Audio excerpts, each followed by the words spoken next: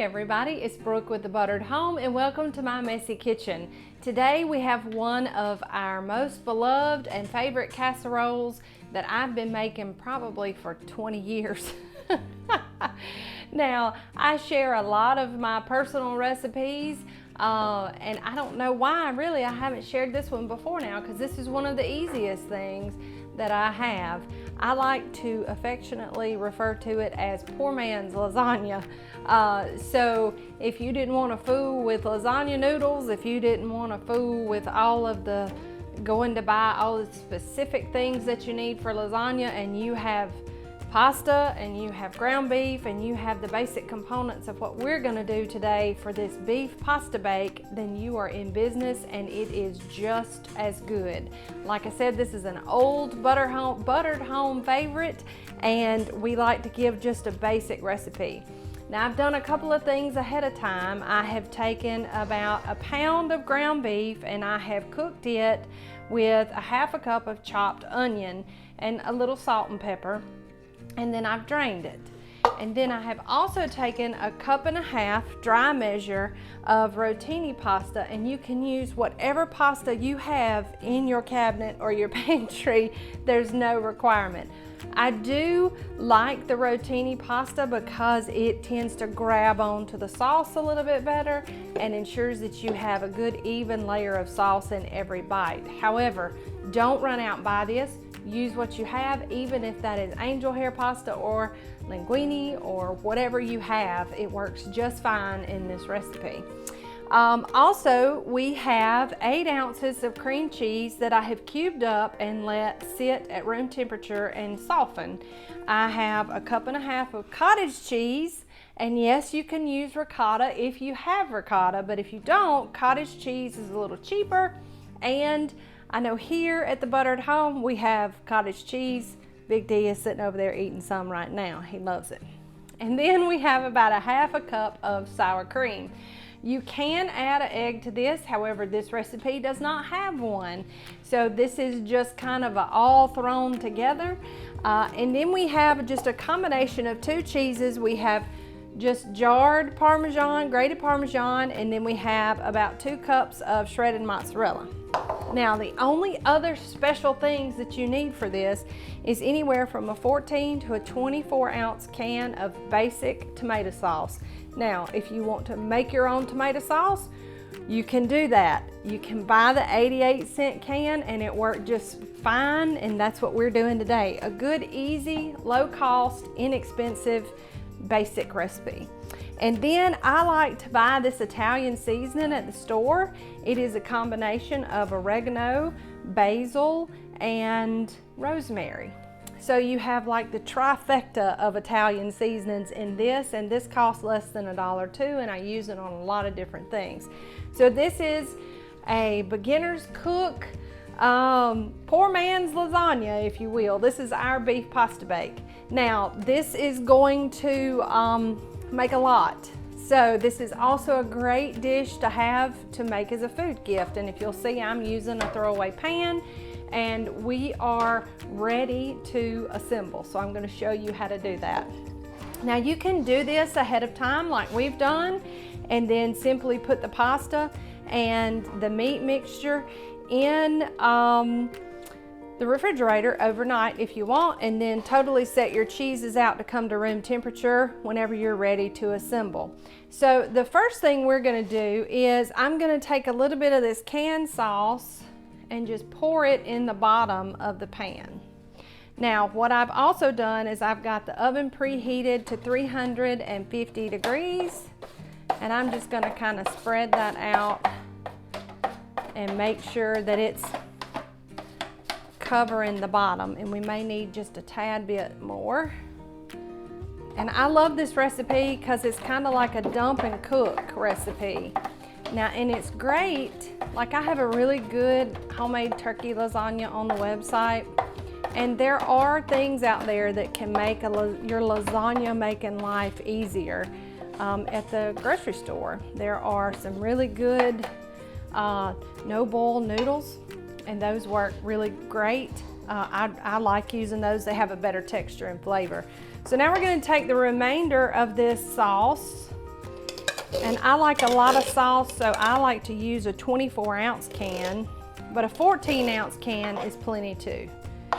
Danny would rather me use a 14-ounce can because he likes the meat to sauce ratio to be heavy on the meat side. But this has to go a little farther, so I tend to go with the 24-ounce can. Now, and we just mix that up and leave it be and just set it to the side. Then we're gonna take our cheese mixture and we are going to add in our half a teaspoon of Italian seasoning. Just like that, and then you're simply just going to mix that up. And if your cream cheese doesn't kind of get mixed in there, it's fine. If it's still kind of lumpy, you can take the back of your spoon and just kind of press it out, especially if it's room temperature. That tends to work really well. And also you could use a hand mixer to do this. However, I try to use just basic utensils that anybody would have in their kitchen, especially if they're a beginner cook. They may not have a hand mixer. So we show you that it can be done with a spoon. Now, there you've got it, and you've got just a little bit of fleck of flavor in there, and it's all good. So the first thing we're gonna do is we're gonna take some of our pre-cooked noodles, and I like to do this in thirds. I like to layer in thirds. So I took about a third of my pre-cooked noodles, and I'm just gonna kind of spread them out. Then we're gonna take a little less than third of our meat mixture, and I'm just gonna kind of dollop it around. And now you want to make sure that you have plenty of that meat mixture left over, because the very top layer has to have meat and cheese. So see, I just take my spoon and I just kind of tap that out to kind of get it distributed, because we have it on the bottom and we have it on the top. So then we're going to take a third of this cheese mixture, and I'm just going to kind of dollop it out in here, because it will spread as we cook it. And then I'm gonna split that up. So we kind of got it spread out just a little. And then I'm gonna take about a little less than third of that mozzarella cheese and sprinkle that over that layer. And then just a nice little sprinkling of Parmesan cheese. Then we're gonna do that again.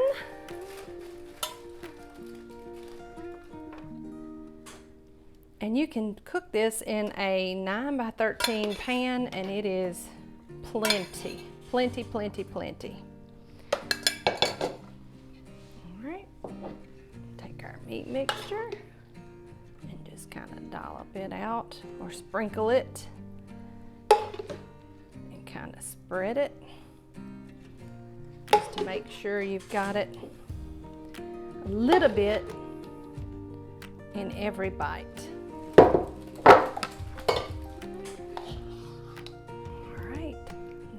Kind of try to put this cheese mixture in between where I put it before. That way you have layers. And see, we're doing this almost just like a lasagna, so that you have a little something different in every bite.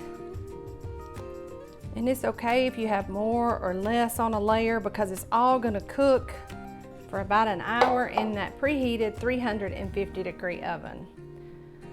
All right, so I'm gonna spread that out a bit. And then add in just a little bit more of that mozzarella cheese, the glue that holds everything together, and a little bit more parm. And if you wanted to, just for color, you could add just a little more of that Italian seasoning. It's free. And then I'm going to take the last of my noodles and just kind of spread those out as well, just as a little filler, to make sure that we've got everything kind of in an even layer. Then I'm gonna take the last of the meat sauce, and see, we've reserved a good amount of that for the top.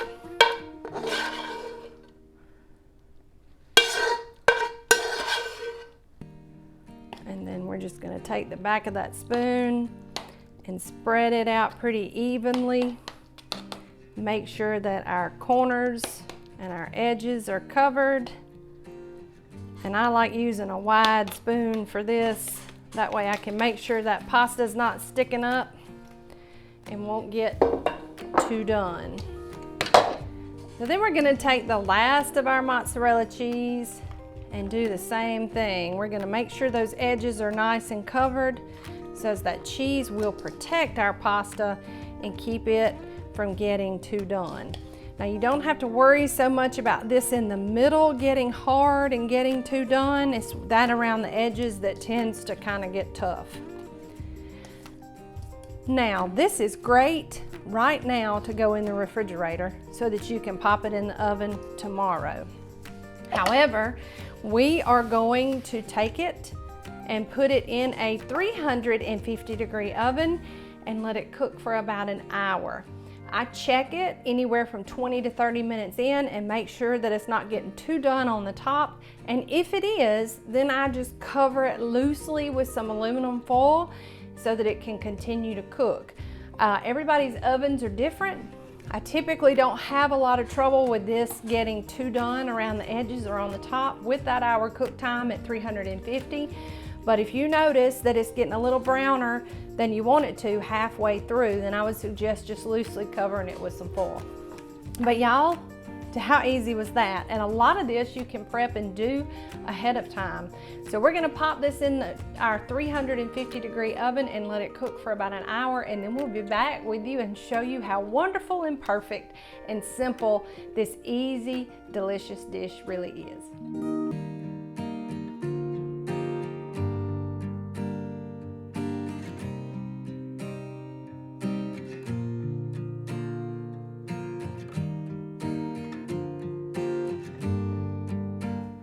Hey everybody, we're back. Our beef pasta bake finished about, well, a little under an hour cook time, and it is perfect. It's perfect. My whole house smells like home. I don't really know any other way to describe how good it smells other than it just smells like home. This dish is fantastic. It's beautiful. We are going to dip some out now and show you how perfect it is. And you'll notice our cheese is nice and brown, but it's not too done. Everything is all uniform, and I'm gonna just dip some of this wonderful cheesiness out. I'm just gonna do just a little bit because when we come back to me, I'm gonna show you how cheesy and wonderful it is. But y'all, it's perfect. So you have the noodles, everything stayed uniform. You have a big bite of that cheese and sour cream mixture right there, and the cheese is just absolutely perfect. So we will come back to me now, and I'll show you how cheesy and wonderful it just really is. Like, y'all, it's just fantastic, and it's steaming hot right now, but y'all, it's perfect. This is a good one pan or one pot meal that'll go a really long way. This will feed a lot of people. You can double this recipe if you need more, and it's really easy to even half it if you need less. Or you can make the whole recipe and put it in 2 smaller pans and freeze one for later. We just suggest that you wrap it up really tight with plastic wrap and then foil, and then it'll keep in the freezer for up to a month. And it is wonderful. You can freeze it before you cook it, set it out on the counter and let it thaw for the day, and then once it's thawed, then just pop it in the oven as directed and you have supper.